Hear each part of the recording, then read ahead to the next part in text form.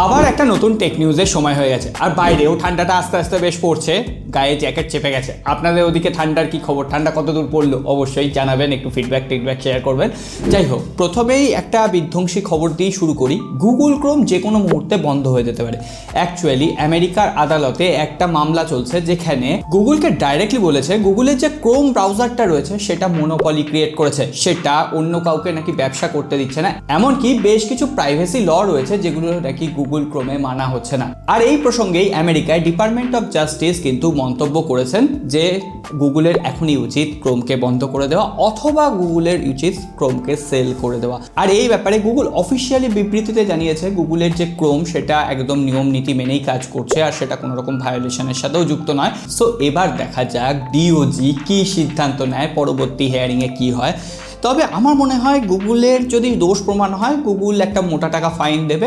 আদপে Google Chrome কিন্তু বন্ধ হচ্ছে না, কিন্তু এই পাশাপাশি আমাদের চ্যানেলও কখনো বন্ধ হয়ে যাওয়ার সম্ভাবনা নেই। সাবস্ক্রাইব করে রাখবেন এই ধরনের গুরুত্বপূর্ণ আপডেটগুলো সবার আগে জানার জন্য। আপনি খোঁজ খবর নিয়ে দেখতে পারেন, বাংলায় এই খবরগুলো আর কেউ দিতে পারবে না। আর হ্যাঁ, লাইক করতে হবে বস, লাইক করলে একটু মনের জোরটা বাড়ে। চলুন পরবর্তী খবরগুলো একবার দেখে নিই। এরপর একটু অ্যাপেলকে নিয়ে কথা বলবো। অ্যাপেল কিন্তু এবার বাজেট লাইন আপের উপর ভালো কাজ করছে। অ্যাপেলের যে ম্যাক M4 লঞ্চ হলো সেটা যথেষ্ট ভ্যালু ফর মানি বলা চলে। 60,000 টাকা ওর থেকে ভালো উইন্ডোজ পিসি বা ওর থেকে ভালো ল্যাপটপ আদপে পাওয়া সম্ভব না। কিন্তু এর পাশাপাশি অ্যাপেল আইফোনের দুনিয়ার সব থেকে ভ্যালু ফর মানি আইফোন নাকি লঞ্চ করবে, আইফোন SE3, যেটা নিয়ে অলরেডি আমরা একটা ডেডিকেটেড ভিডিও বানিয়েছি, আই বাটনের লিঙ্ক আছে, অবশ্যই একবার দেখে নেবেন। কিন্তু আজকের লেটেস্ট খবর হচ্ছে আমরা যে ভাবছিলাম মার্চের 2025 সালে লঞ্চ করবে, কিন্তু লেটেস্ট লিক বলছে অতদিনও আপনাকে ওয়েট করতে হবে না, আইফোন SE4 জানুয়ারির শেষের দিকেই লঞ্চ করে যাবে। আর মাত্র কয়েকদিনের অপেক্ষা। আর সেটাতে অ্যাপেলের সব থেকে কম দামি ডিভাইস হবে, যেখানে অ্যাপেলের ইন্টেলিজেন্সের সাপোর্ট পাওয়া যাবে। আর বেস্ট ভ্যারিয়েন্টেই আমরা আইফোন SE4 এবার 8GB র্যাম পাচ্ছি। যে স্মার্টফোন কোম্পানিটা প্রত্যেক মাসে একটা করে স্মার্টফোন লঞ্চ করছিল, সেই কোম্পানিটা একদম চুপ করে গেছে। হ্যাঁ, মোটোরোলার কথা বলছি।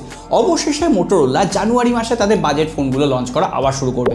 মোটোরোলা G2025 বলে একটা বাজেট ক্যাটাগরি স্মার্টফোন লঞ্চ করছে, যেখানে কোয়ালকম স্ন্যাপড্রাগন 4 জেনারেশন 1 চিপসেট থাকছে, 5000 মিলিঅ্যাম্পিয়ারের ব্যাটারি, 18 ওয়াটের চার্জার, এর সঙ্গে সঙ্গে 50 মেগাপিক্সেলের ক্যামেরা আর 6.6 ইঞ্চির একটা HD ডিসপ্লে।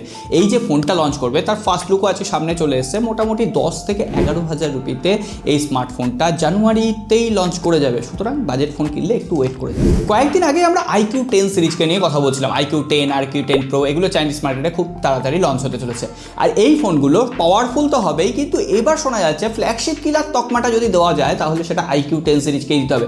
কারণ iQOO10 Pro যে স্মার্টফোনটা, যেখানে মিডিয়াটেকের Dimensity 9400 চিপসেট থাকবে, সেই ফোনটায় ভিভোর যে X200 এর ক্যামেরা সেন্সার, সেই একই ক্যামেরা সেন্সার ইউজ করা হচ্ছে। সুতরাং আমরা জানি ভিভোর X200 সিরিজ ক্যামেরার দিক থেকে একদম সেরাটা দিয়ে দেবে। আর সেই যদি ক্যামেরার অপটিমাইজেশনটা এবার iQOO করতে পারে, আর iQOOর ফোন সর্বদা ভ্যালু ফর মানি হয়, কম দামে বেশ ভালো স্পেসিফিকেশন অফার করে, ক্যামেরার দিক থেকে আর পারফরমেন্সের দিক থেকে iQOO10 Pro কিন্তু এবার নজর কাড়বে। এরপর একটু রিয়েলমির খবরে চলে আসি। Realme GT7 Pro already launch করে গেছে একদম কোয়ালকম স্ন্যাপড্রাগন 8 এলিট চিপসেট দিয়ে। কিন্তু এবার ছোট ভাই রিয়েলমি GT7 স্মার্টফোনটাকে তো লঞ্চ করতে হবে। ওই ফোনটা আসবে মিডিয়াটেকের Dimensity 9300+ চিপসেট দিয়ে, আর তার Antutu সামনে চলে এসেছে প্রায় 24 লাখের আশেপাশে। আর এই স্মার্টফোনটা চাইনিজ মার্কেটে বলা হচ্ছে 30,000 রুপির নিচে লঞ্চ হবে। তার মানে আমাদের দেশের কান্ট্রিতে যদি আমরা কনভার্ট করি তাহলে ওই 32 থেকে 35,000 টাকা কিংবা তার কমেও পাওয়া যেতে পারে। এটা একদম ফ্ল্যাগশিপ কিলার চিপসেট দিয়ে আসতে চলেছে। আর এর পাশাপাশি অ্যামোলেড ডিসপ্লে, 120 হার্টজের রিফ্রেশ রেট, 50 মেগাপিক্সেলের ক্যামেরা। তবে হ্যাঁ, এটাই কোনো রকম টেলিফটো সেন্সর থাকছে না। আর পাশাপাশি রিয়েলমি 14 সিরিজের লঞ্চ ডেটও মোটামুটি একটা কনফার্মেশন চলে এসেছে। বলা হচ্ছে জানুয়ারি মাসে রিয়েলমি 14 সিরিজের অন্তত 3টে স্মার্টফোন লঞ্চ করবে, রিয়েলমি 14, রিয়েলমি 14 Pro এবং Realme 14 Pro Plus। Realme 14 Pro Plus Qualcomm Snapdragon 7 generation 3 chipset দিয়ে আসছে। আর দুটোতেই রিয়েলমি 14 Pro এবং Pro Plus দুটোতেই নাকি এবার টেলিফটো সেন্সর থাকছে। 14 Pro 25 থেকে 30,000 রুপির প্রাইস প্যাকেটে, আর 14 Pro Plus 30 থেকে 35,000 রুপির প্রাইস প্যাকেটে।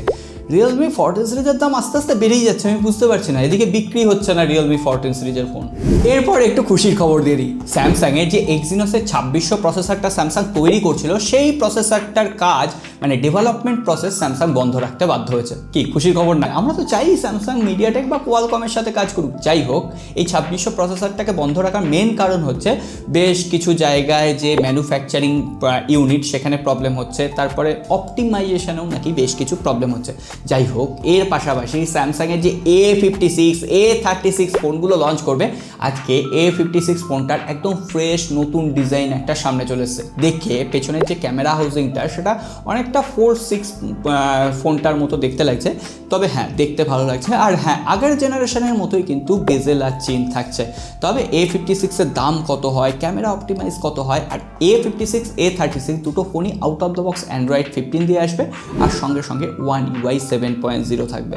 তো এআই ফিচার এবার হয়তো এ সিরিজে একটু এক্সটেন্ড হবে, আর শোনা যাচ্ছে যে 7 বছরের নাকি অপারেটিং সিস্টেম আপডেট দেওয়া হবে। তো এইগুলো আরও যখন লেটেস্ট খবর পাবো অবশ্যই শেয়ার করে দেবো। এত খবরের ফাঁকে স্যামসাংয়ের একটা ছোট্ট খবর দিতে ভুলে গেছি। স্যামসাংয়ের One UI 7 এর বেটা আপডেট খুব তাড়াতাড়ি রিলিজ হবে, হয়তো এই মাসের শেষের দিকে ওই 31 তারিখ নাগাদ রিলিজ হয়ে যাবে, আর সেটা S24 সিরিজে আসবে। এটা হয়তো আগেও বলে দিয়েছিলাম। যাই হোক, তবে আজকে সব থেকে এক্সক্লুসিভ খবর, নাথিং ফোন 3 অলরেডি বিভিন্ন সার্টিফিকেশন সেকশনে এনলিস্টেড হয়ে গেছে, আর সেখানে প্রসেসর হিসেবে কোয়ালকম স্ন্যাপড্রাগন 7S Gen 3 থাকবে।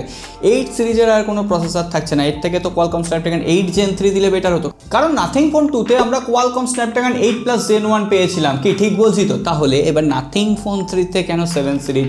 যাই হোক, পারফরমেন্স বেশ ভালো, এই কথা অস্বীকার করার জায়গা নেই। আর নাথিং ফোন 3 কিন্তু এবং নাথিং OS 2.0 সাথে আসছে। সো আজকে এইটুকুই ছিল আমাদের টেক আপডেট। কেমন লাগলো, আর আপনাদের যদি কোনো প্রশ্ন থেকে থাকে অবশ্যই কমেন্ট বক্সে লিখে জানাবেন। এই সপ্তাহে রবিবার কিন্তু আবার Q&A এপিসোড আসবে। সো সকলে ভালো থাকবেন, সুস্থ থাকবেন, আর দেখা হবে আগামী পর্বে। আর হ্যাঁ, লাইক করে যাবেন আবার।